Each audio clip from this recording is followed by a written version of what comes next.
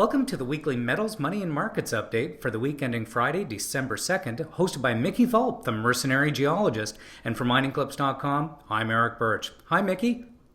Hello, Eric. Well, it was another good week for the markets. The big story, of course, was oil this week, but let's start with the yellow metal. Well, the yellow metal did not have a good week. It tested resistance at 1172 and has held, closed the week at 1176, down 0.5%. But the idea that it did not break this resistance, I think, is important. Silver was up 1.2% to close at 1667. Platinum rallied over the last couple of days. It was touching 900 and then rallied over the last 2 days, closed at 927, up 2.3%. And the always contrarian palladium, now running about 6 months contrary to the other precious metals, touched 768 on Wednesday, if memory serves, and then gave that all back and closed at 740, down 0.1%. That has everything, I think, to do with this Trump infrastructure build out, as does copper, the strength in copper. Copper actually lost 3 cents on the week to close down 1%, but bear in mind, Eric, copper is up 20% over the month of November. Incredible rise. And speaking of up, moving on to energy, oil had quite the move. Well, it did, and let me say on copper, I think it's moved up quite quickly, and I would welcome a consolidation of the copper market before it goes on its next leg up. Moving to oil, OPEC and the Ruskies announced production cuts yesterday to the tune of 1.8 million barrels a day. What's that? Almost 2% of world production, and that sent the energy markets up and away.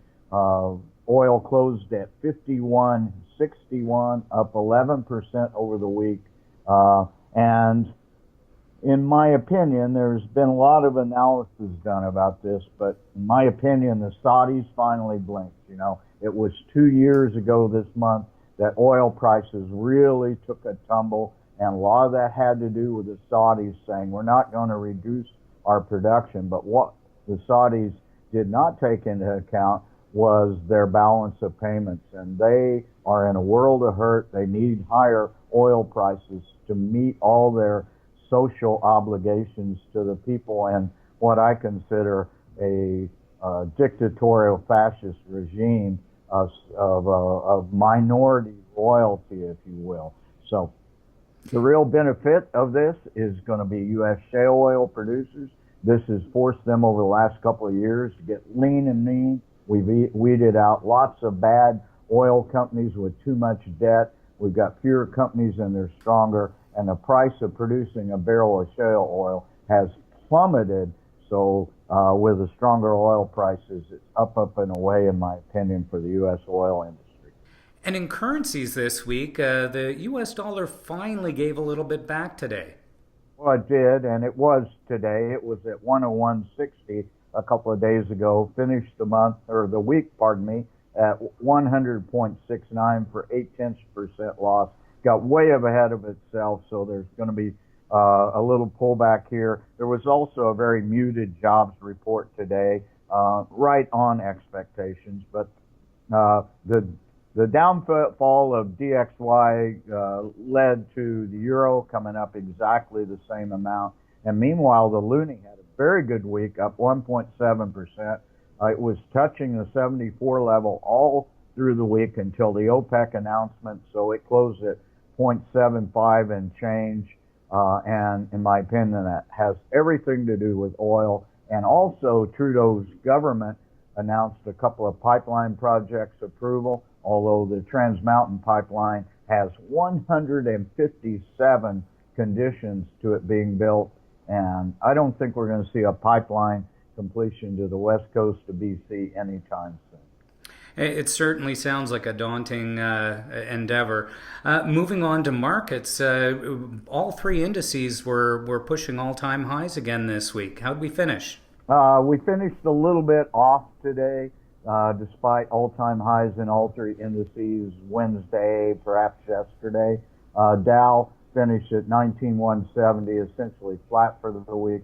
S&P 500 lost 1% to close at 2191. NASDAQ did not have a good last couple of days, with tech stocks sliding down 2.7%. There's probably some profit taking going on. These markets have set all-time highs almost daily or every other day for the last since Trump was elected. So they probably need to take a break. It's certainly time for a little cooling off period. And moving on to the venture here in Canada, we saw some gains. It was up for the last couple of days. It mucked around at the previous week's level of 733, went up the last couple of days. Very nice gains today. But bear in mind, Eric, the next 2 weeks are the peak of tax loss selling, and I think that the Toronto Venture Exchange will test its 200-day moving average, currently at about 715, but that moving average is going to go up in the next couple of weeks. So look for that to happen.